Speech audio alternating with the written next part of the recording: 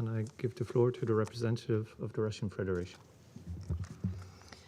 Mr. President, we are grateful to the Special Representative Nicholas Haysom and Ms. Rina Galani for the information they provided on the developments in the situation in South Sudan.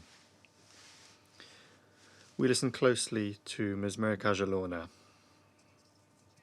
We welcome the participation of the Permanent Representative of South Sudan in this meeting.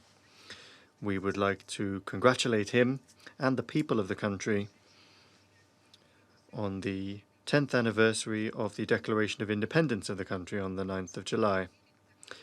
Rest assured that Russia stands ready as a permanent member of the Security Council to support Juba's efforts on the path to peace and stability. We believe that the formation in South Sudan of the Transitional Government of National Unity and the conclusion of the pre-transitional period creates the necessary conditions for moving the country towards political stability and reconciliation. We welcome the beginning of the work of the revitalized Transitional National Legislative Assembly and the Council of States. Concluding the formation of the Parliament is one of the most important political provisions of the transitional period, stipulated in the revitalized agreement on the resolution of the conflict in South Sudan. The successful implementation of this task will mean the conclusion of the implementation of the political part of the revitalized peace agreement. In this connection, we note the political will of the South Sudanese side, and we hope for work to continue on implementing the remaining provisions of the peace agreement. We also trust that work will continue on the establishment of the Unified Forces of South Sudan, something which is complicated by an acute lack of the necessary material and technical resources and financing. We call on those that have not yet signed the revitalized agreement to join the state-building process. In this connection, we note the initiative of the community of Sant'Egidio, and we trust that talks will continue between government representatives and the diehards. We pay tribute to the mediation efforts of the African Union and the member states of IGAD to provide support in the implementation of specific provisions of the peace agreement.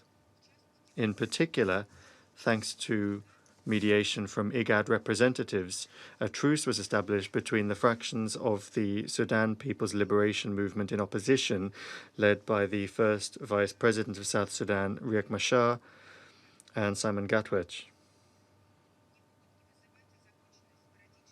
We are, of course, concerned by the sporadic intercommunal armed clashes in a number of parts of the country, as well as the socio-economic situation and the humanitarian situation.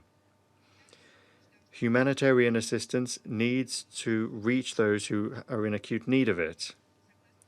According to UN statistics, from April to June, more than 7 million people have found themselves in a situation of food insecurity, and nearly 1.5 million children are undernourished. We firmly condemn any breaches of the ceasefire agreement, acts of violence against the civilian population, including against the staff of humanitarian organizations operating in South Sudan. We are convinced that as the situation in South Sudan returns to normal, there will need to be a review of the sanctions regime that exists in respect of this country. We trust that with a view to easing the arms embargo, the South Sudanese authorities will manage to make significant progress in meeting the benchmarks established in Security Council Resolution 2577. Thank you for your attention. I thank the representative of the Russian Federation for her statement.